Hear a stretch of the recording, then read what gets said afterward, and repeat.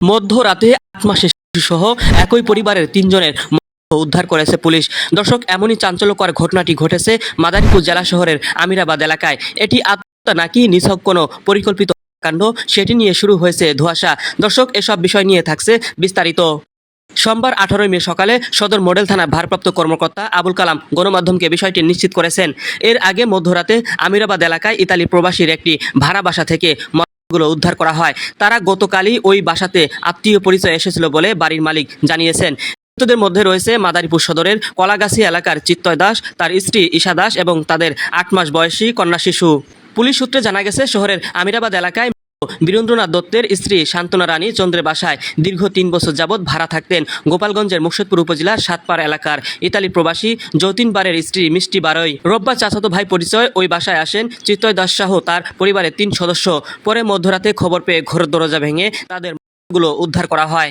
আমার দাদা ফোন দিয়ে বলছে যে আমার তোর বৌদি অসুস্থ, তোর বাসায় এসে 2 দিন থাকা যাবে। আমি বলছি আস। পরে আসার পর 5টার দিকে আসছে।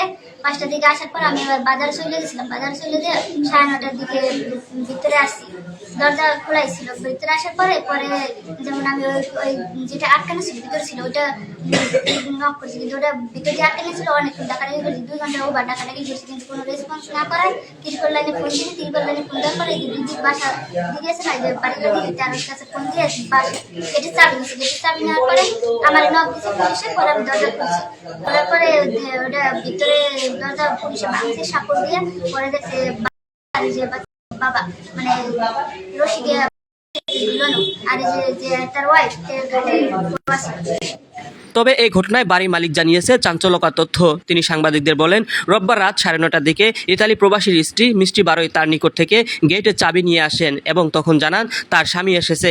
এরপর রাত 11টার দিকে মিষ্টি বারইকে রাস্তায় গিয়ে মোবাইলে কথা বলতে দেখেন তিনি। চাবিটা নিয়ে আসার পর যখন 10-15 মিনিটের মধ্যে চাবি দেয় না, আমি দৌড়ে গিয়েছি চাবি নিতে। আমি যখন চাবিটা নেই তখন ওর পাশে একটা মেয়ে, সে বললো কি দে চাবিটা দিয়ে দে। আমি চাবিটা নিয়ে উপরে গেলাম।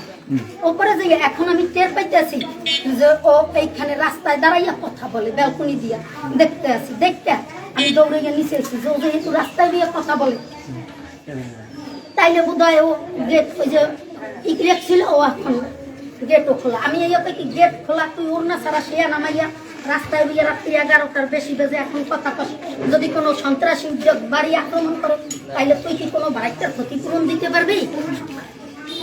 এই বলছি পারো ঘরের মধ্যে উঠছে, ঘরের মধ্যে উঠছে পারি। আমি আবার বাড়ির দাঁড়িয়ে লোকদেরই কেন যখন আমি